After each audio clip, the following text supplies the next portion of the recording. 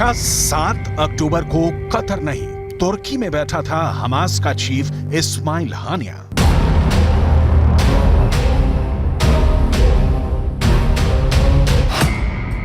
क्या 7 अक्टूबर को तुर्की में बैठकर इजरायल में खून खराबे का जश्न मना रहा था हानिया?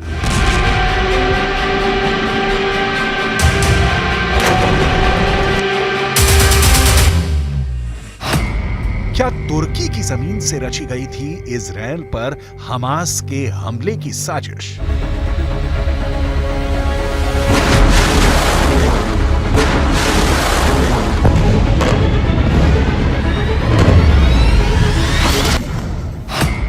क्या तुर्की के राष्ट्रपति एर्दोगान ने सुनाया था हमास को इजरायल में कत्लेआम मचाने का फरमान?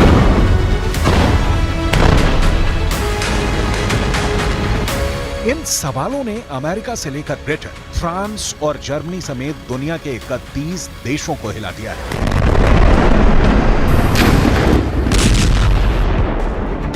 पूरे के पूरे नाटो में हड़कंप मच गया है। तुर्की ने एक बार फिर नाटो देशों का ब्लड प्रेशर बढ़ा दिया है। नाटो को तुर्की वो विभीषण बनता दिखाई दे रहा है जो उनके 74 साल पुराने सैन्य गठबंधन की कब्र खोद सकता है।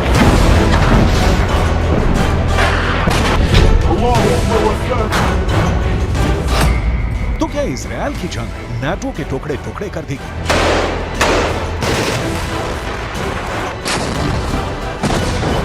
जिस नाटो की बुनियाद करीब 2 साल से जारी यूक्रेन के युद्ध में नहीं हिली, उसके वजूद पर महज 2 महीने पहले शुरू हुई गाजा की लड़ाई ने तलवार लटका दी है और नाटो का सबसे बड़ा दुश्मन बनकर खड़ा हो गया है खुद नाटो का सदस्य तुर्की।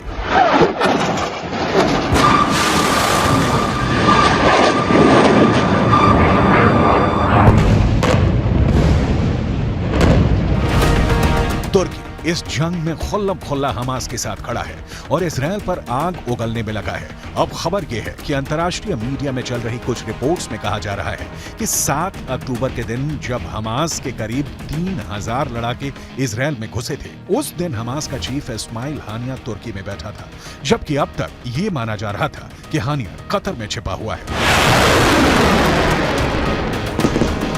इजरायल पर हमले के दिन हानिया के तुर्की में होने की खबर को तब और हवा मिल गई जब अमेरिकी न्यूज चैनल CNN को दिए एक इंटरव्यू में तुर्की के राष्ट्रपति के चीफ सिक्योरिटी एडवाइजर ने इस बात से सीधे सीधे इनकार नहीं किया।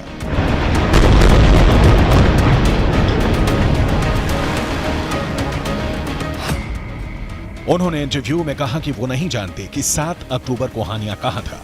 हो सकता है वो तुर्की में हो। मुद्दा ये नहीं है कि हमास के नेता किस वक्त कहां हैं। मुद्दा यह है कि हम इस जंग को कैसे रोकें। तुर्की के राष्ट्रपति के चीफ सिक्योरिटी एडवाइजर के इस बयान ने अमेरिका और नाटो के ज़हन में तुर्की के खिलाफ काफी वक्त से पैदा शक को पुख्ता कर दिया, क्योंकि हमास के नेता बेधड़क बिना किसी रोक टोक के तुर्की में जब चाहे आ सकते हैं, जब चाहे वहां से जा सकते हैं। तुर्की में उनके स्थायी ठिकाने हैं और खुद तुर्की के राष्ट्रपति के हमास के नेताओं के साथ निजी रिश्ते हैं। अभी जुलाई में ही इस्माइल हानिया इस्तांबुल में तुर्की के राष्ट्रपति से भी मिला था। इसीलिए कुछ दिन पहले खबर आई थी कि इजरायल की खुफिया एजेंसी मोसाद और सुरक्षा एजेंसी शिन बेत हमास के नेताओं को मौत के घाट उतारने की प्लानिंग में है, फिर चाहे वो दुनिया के किसी भी कोने में क्यों न छिपे। इस पर तुर्की के राष्ट्रपति ने इजरायल को सीधी धमकी दे दी थी कि अगर तुर्की की जमीन पर हमास के नेताओं को एक खरोच भी आई तो इजरायल को एक बहुत बड़ी कीमत चुकानी पड़ेगी। तुर्की वैसे है तो नाटो का सदस्य, लेकिन नाटो के बाकी देशों से उसकी कुछ खास नहीं पड़ती है। यहां तक कि नाटो की अगुवाई करने वाले अमेरिका तक को आंख दिखाता है और उनकी बात नहीं मानता है। यहां तक कि जर्मनी से भी तुर्की के अच्छे रिश्ते नहीं है और ग्रीस से तो उसकी जंग होते होते बची है।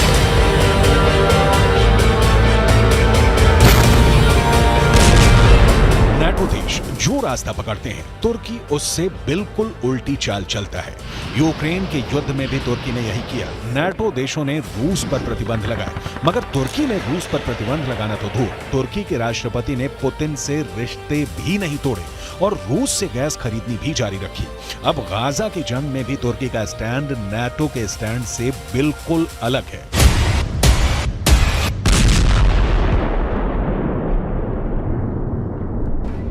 इजरायल पर हमला होते ही अमेरिका, फ्रांस, ब्रिटेन और जर्मनी जैसे बड़े बड़े नाटो देश हमास पर बुरी तरह भड़क गए थे। बिना वक्त गंवाए उन्होंने इजरायल से हमदर्दी जताई और इस लड़ाई में उसके पीछे खड़े हो गए।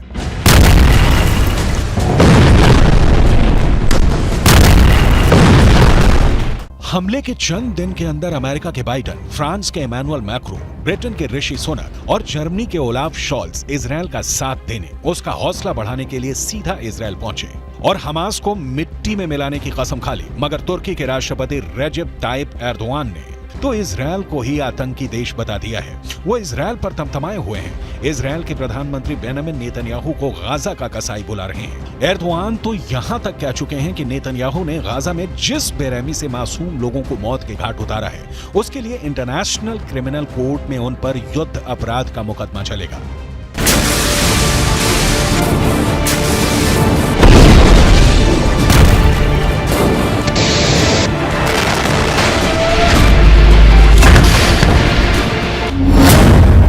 तुर्की और इजरायल के कूटनीतिक रिश्तों में पहले से ही खटास थी और गाजा की जंग ने दोनों देशों के बीच की खाई को और गहरा कर दिया है।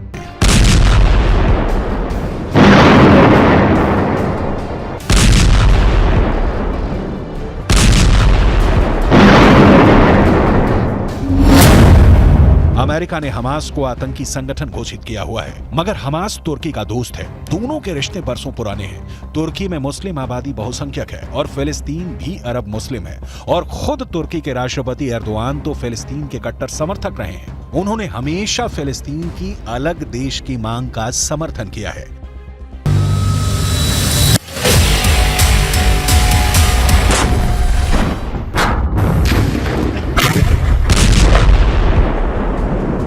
अमेरिका तो ये तक दावा करता है कि उसके पास सबूत हैं कि तुर्की फंड जुटाने में हमास की पूरी तरह मदद करता है।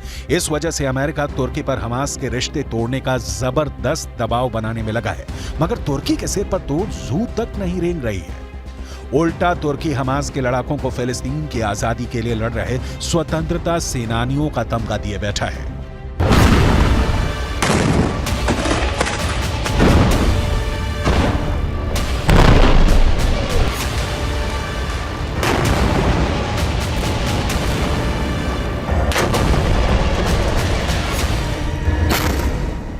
तुर्की कहता है कि वह हमास के नेताओं से इसलिए बातचीत करता है क्योंकि वह जंग रुकवाना चाहता है और शांति चाहता है। यहां तक कि जब अमेरिका के राष्ट्रपति बाइडेन और एर्दोआन की फोन पे बात हुई तो एर्दोआन ने उन पर ही गाजा की जंग रुकवाने का दबाव डाल दिया।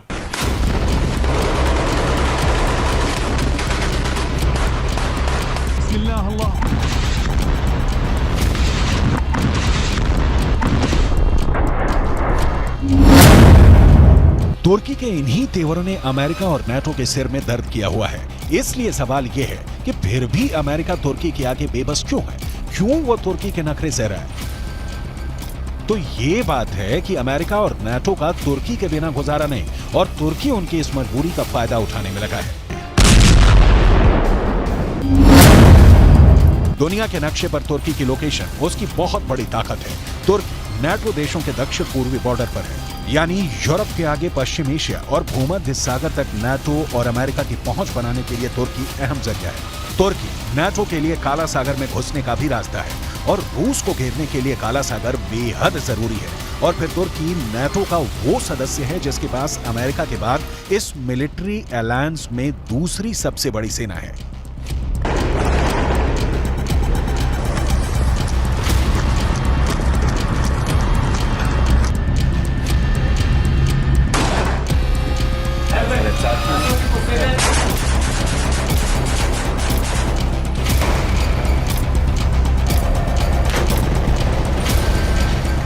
और तो तुर्की नाटो के लिए जमीन पर और समंदर में भी अड्डे मुहैया करा सकता है। ऐसे में नाटो और अमेरिका तुर्की जैसे देश को खोने का खतरा नहीं उठा सकते, क्योंकि उनके रूस और चीन जैसे सबसे बड़े दुश्मन तुर्की को अपने खेमे में लेने के लिए तैयार खड़े हैं।